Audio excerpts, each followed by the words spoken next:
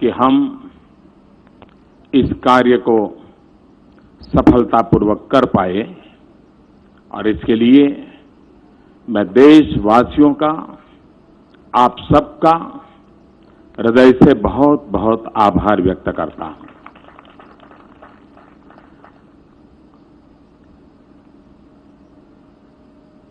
सामान्य रीते ये स्वाभाविक है कि चुनाव के पहले हर राजनीतिक दल अपनी बात लेकर के आती है, लेकिन राजनाथ जी के नेतृत्व में हमारे अध्यक्ष जी ने जो कमेटी बनाई थी, उसने पिछले 2-3 महीने लगातार मेहनत की और एक प्रकार से जन के मन की बात, उनकी आशा, अपेक्षा, आकांक्षाओं को सुनना, समझना और एक डॉक्यूमेंट में भले सब कुछ ना आ जाए, लेकिन उसकी मूलभूत बातों को पकड़ करके आगे चलने का ये जो मेहनत की है इस टीम ने, मैं इस टीम को हृदय से बहुत बहुत बधाई देता हूं। शायद हिंदुस्तान में पहली बार इतनी बड़ी मात्रा में सरकार किन बातों को लेकर के आगे काम करे, जनता को इतनी बड़ी मात्रा में विचार विमर्श हुआ है, ये हिंदुस्तान के इतिहास में पहली बार हुआ है और ये लोकतंत्र का ट्रू स्पिरिट है और उसको हमने आगे बढ़ाने का प्रयास किया है। आपने देखा होगा कि मैनिफेस्टो में 3 प्रमुख बातों का उल्लेख किया गया है।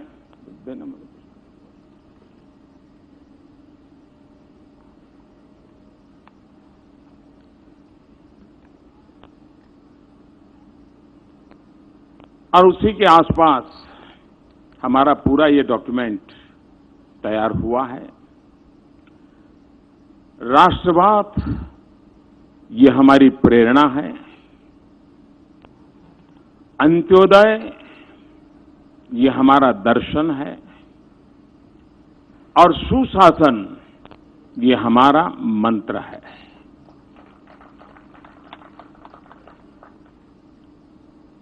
इस पूरी रचना जो है उसमें एक आमतौर पर ये मैनिफेस्टो 2024 के लिए है, लेकिन देश की जनता हमारा हिसाब ढंग से मांग सके, इसलिए पहली बार हमने साहस किया है कि इंटरिम भी हमारा हिसाब लिया जाए और वो है 2022 आजादी के 75 साल होंगे, तब तक हमने देश के महापुरुषों ने जिन सपनों को लेकर के आजादी का जंग किया था, आजादी के लिए बलिदान दिए थे, जब आजादी के 75 साल होंगे तब हम उनके सपनों का भारत समर्पित करने की दिशा में कुछ अहम काम कर लें, पूरा कर लें। इस उद्देश्य से 75 वर्ष 75 लक्ष्य ये हमने तय किए हैं। 75 निश्चित कदम हमने तय किए हैं। ये अपने आप में टाइम बाउंड, वेल डिफाइंड शायद ही कोई घोषणा पत्र में या संकल्प पत्र में आप पहली बार देख पाते होंगे। उसी साथ साथ हम जब इस मैनिफेस्टो को लेकर के आए हैं तो साफ है हमारे मन में वन मिशन, वन डायरेक्शन। हम देश को समृद्ध बनाने के लिए, सामान्य मानवीय के सशक्तिकरण को लेकर के, जन भागीदारी को बढ़ाते हुए, लोकतांत्रिक मूल्यों को महत्व देते हुए, और सरकार की सबसे बड़ी कसौटी ये नहीं होती है कि आपने क्या किया, सरकार की सबसे बड़ी कसौटी है लास्ट माइल डिलीवरी की। और इसलिए वन मिशन, वन डायरेक्शन लेकर के हम आगे बढ़ना का हमारा निर्धारित मंत्र है। उसी प्रकार से हमारे समाज में विविधताएं हैं, भाषा की विविधता है, जीवन स्तर की भी विविधता है, शिक्षा में भी विविधता है, जीवन शैली में भी विशेषता है और इसलिए एक ही डंडे से सबको हाँका नहीं जा सकता और इसलिए विकास को हमने मल्टी लेयर बनाने की दिशा में इसमें हमने समाहित करने की पूरी कोशिश की है। गांव हो, शहर हो, अगड़ा हो, पिछड़ा हो, दलित हो, पीड़ित हो, शोषित हो, वंचित हो, आदिवासी हो, पुरुष हो, महिला हो, नौजवान हो, सीनियर सिटीजन हो, हर एक को एक प्रकार से मल्टी लेयर हमने इसकी सबको एड्रेस करने की कोशिश की है। दूसरा हमने प्रयास किया है मल्टी डायमेंशनल, जैसी जहां आवश्यकता उस प्रकार से हम आगे बढ़ना चाहते हैं। एक ही खांचे में, एक ही सांचे में, एक ही ढांचे में चीजों को समाहित करके हम परिणाम नहीं ला सकते हैं। राजनीति चल सकती है, लेकिन देश नीति चलाने के लिए, देश को आगे बढ़ाने के लिए हमने मल्टी डायमेंशनल लेवल पे काम करना होता है। उसको हमने इसमें लेने का पूरा प्रयास किया है। अब जैसे उदाहरण के लिए आने वाले दिनों में भारत के सामने जो कुछ कठिनाइयां नजर आ रही है, जैसे पानी, खास करके मैं आज जब तमिलनाडु की गहराई में जाता हूं तो ध्यान में आता है कि आने वाले दिन कितने संकट वाले जा सकते हैं। राजस्थान, गुजरात जैसे प्रदेश सदियों से पानी के अभाव में जिए हैं, उन्होंने अपने रास्ते खोजे हैं, लेकिन आज भी देश के कई प्रदेश हैं, उनके लिए भारत सरकार ने गंभीरता से सोच करके समस्याओं का समाधान करना होगा और एक लंबी योजना से करना होगा। और इसलिए हमने सोचा है कि देश में पहली बार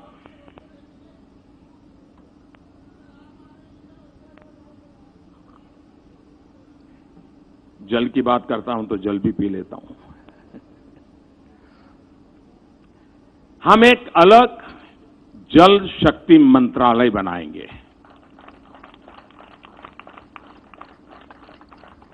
हमने इस बजट में मछुआरों के लिए, और कोस्टल एरिया में ही मछुआरे भाई बहन ऐसा नहीं है, हमारे देश की नदी तट की संस्कृति में मछुआरे एक बहुत बड़ी इकोनॉमिकल एक्टिविटी का माध्यम रहे हैं और इसलिए हमने इस बजट में मछुआरों के लिए एक अलग मंत्रालय की बात बजट में कही थी।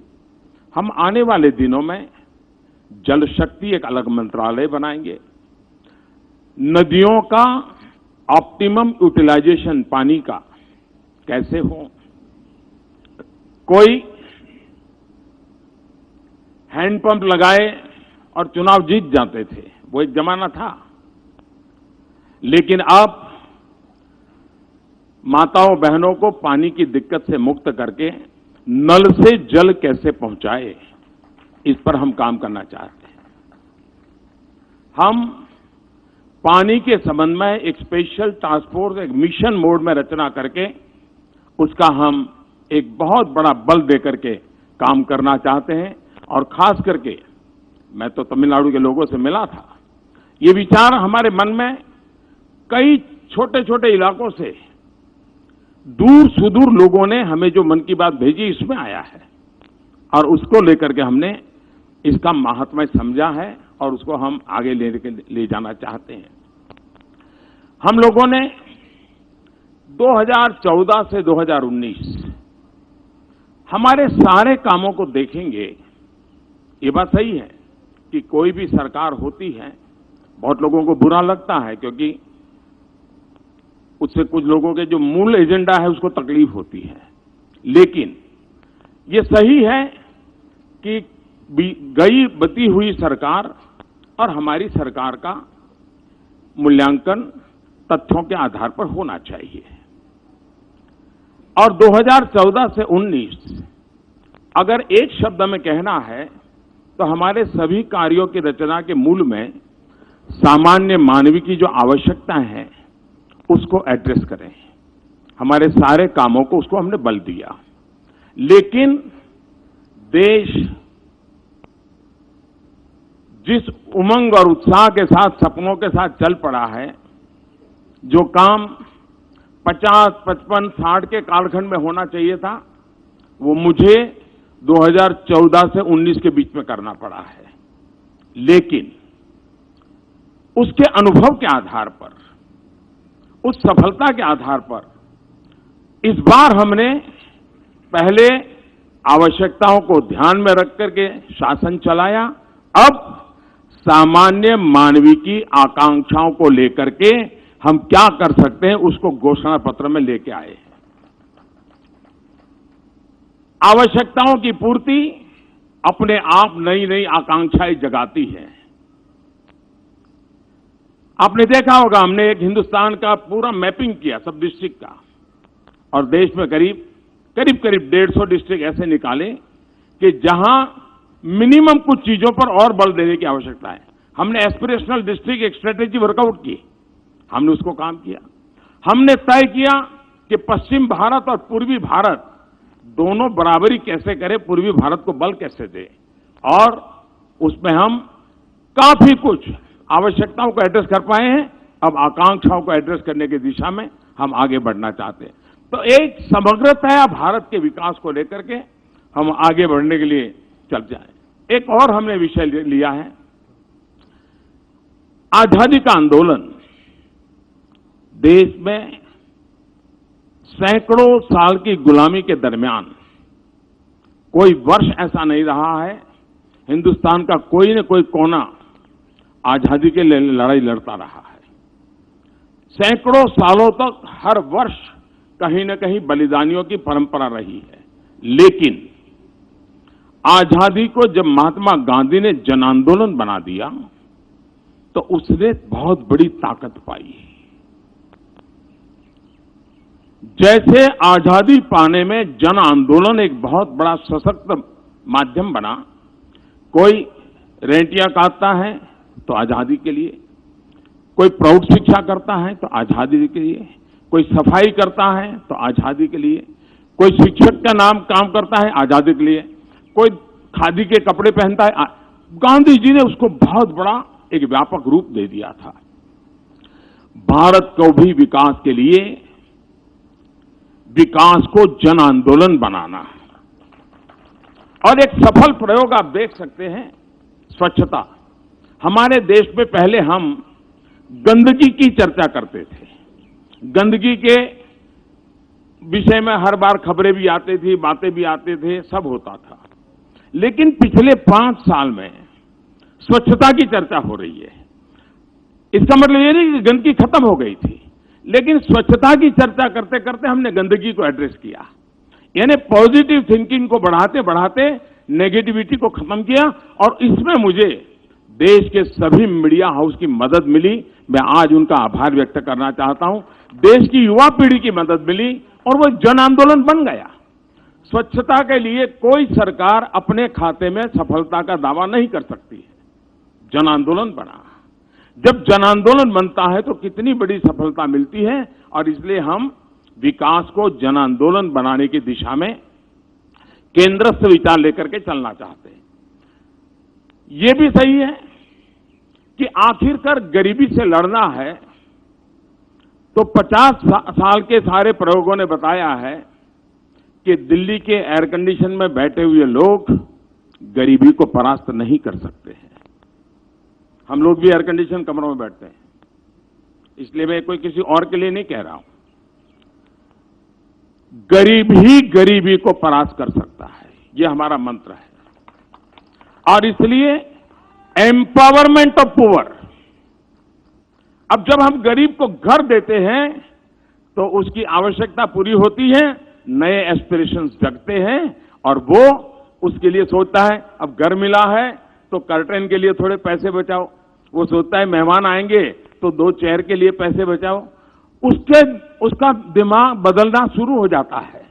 चीजें मैं छोटी बता रहा हूं, लेकिन मैं धरती का इंसान हूं, इसलिए बदलाव को बड़ी बारीकी से देख पाता हूं। और इसलिए empowerment of citizen and particularly empowerment of poor, इसके लिए हमने बल दिया है। दूसरा, हमारे देश में एक सोच बनाई दी गई कि भाई जनता को कुछ भी दो कम पड़ता है, जनता को कुछ भी दो कम पड़ता है। ये मैं समझता हूं कि देशवासियों का अपमान है।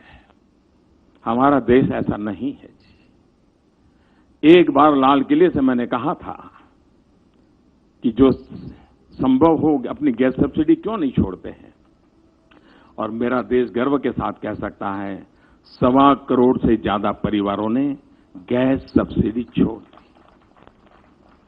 हमने रेलवे के रिजर्वेशन के फॉर्म में लिखा था कि आप सीनियर सिटीजन हैं, आप रेलवे यात्रा में कुछ भी पाने के हकदार हैं, सब्सिडी पाने के हकदार हैं, लेकिन अगर आपकी आर्थिक स्थिति ऐसी है कि जरूरत नहीं है तो आप इसको छोड़ सके तो अच्छा होगा। छोटा सा वाक्य उस रिजर्वेशन फॉर्म में लिखा है।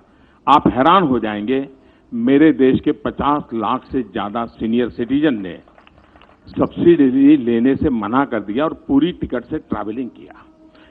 देश के अंदर ये जो ताकत है, हम उसको एड्रेस करना चाहते हैं, हम इसको बल देना चाहते हैं, हम नागरिक पे भरोसा करना चाहते हैं। हम नागरिक के ये जो, क्योंकि हम ही देश बड़ा बनाना चाहते नहीं है, हिंदुस्तान के 130 करोड़ लोग भी देश को बड़ा बनाना चाहते हैं।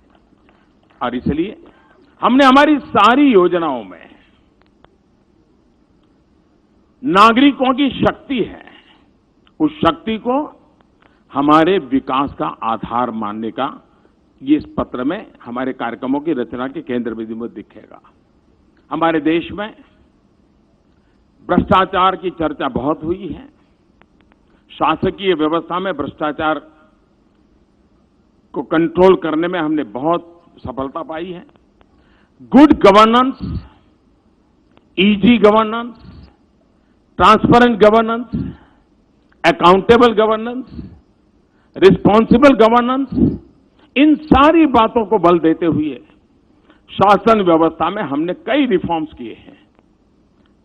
हमने कई अधिकार बहुत नीचे तक हमने दे दिए हैं ताकि अकाउंटेबिलिटी बढ़ रही है। लेकिन टेक्नोलॉजी ने बहुत बड़ी मदद की है ट्रांसपेरेंसी में। चाहे जनधन, आधार, मोबाइल वाला हमारा जैम योजना हो या ई मार्केटिंग का हमारा प्रयास हो, बहुत बड़ा सफलता मिली है। इस चीजों को हम नीचे तक परकोलेट करना चाहते हैं और उसको हम आगे बढ़ाना चाहते हैं। किसान के लिए पेंशन की बात हो, खेत मजदूर के लिए पेंशन, इस एक बहुत बड़े कदम की ओर हम आगे बढ़ रहे हैं ताकि वो एक एश्योर्ड जिंदगी जीने के लिए, अपने परिवार के साथ काम करने के लिए सफलता से आगे बढ़ेगा। ऐसे अनेक विषयों की चर्चा आज यहां पर हमारे साथियों ने की है, लेकिन मैंने पहले ही कहा, सभी क्षेत्रों में जब हम बात कर रहे हैं तब ये हमारा संकल्प पत्र, ये सुशासन पत्र भी है, ये हमारा संकल्प पत्र राष्ट्र की सुरक्षा का पत्र भी है, ये हमारा संकल्प पत्र राष्ट्र की समृद्धि का भी पत्र है। इन सारी बातों के साथ आपको याद होगा कि हम 90 के दशक में बार बार सुनते थे 21वीं सदी आ रही है, 21वीं सदी आ रही है, लेकिन देश को उसके लिए तैयार करने में हमने मौका गंवा दिया। 21वीं सदी एक नारा बन गया, चुनाव में बोला जाता था, चर्चा होती थी। 21वीं सदी में तो हम 2 दशक तो पार करने की पहुंच गए हैं। 2022 आजादी के 75 साल है और कुछ ऐसे ऐतिहासिक पल होते हैं जो प्रेरणा के लिए बहुत बड़ी ताकत रखते हैं। अगर गांधी 150 तो अपने आप में स्वच्छता के लिए एक प्रेरणा का कारण बन सकते हैं। आजादी के 75 साल प्रेरणा का कारण बन सकते हैं। अब हम सुनते हैं कि 21वीं सदी एशिया की सदी है। अगर 21वीं सदी एशिया की सदी है तो भारत उसको लीड करें या न करें, करना चाहिए कि नहीं कर चाहिए, कर सकते हैं या नहीं कर सकते हैं, हमारा संकल्प पत्र है। हम संकल्प के साथ चलते हैं कि जब हिंदुस्तान की आजादी के 100 साल होंगे, 2047, आजादी के 100 साल हो तब देश डेवलपिंग कंट्री से डेवलप कंट्री की ऊंचाई को कैसे पार करे।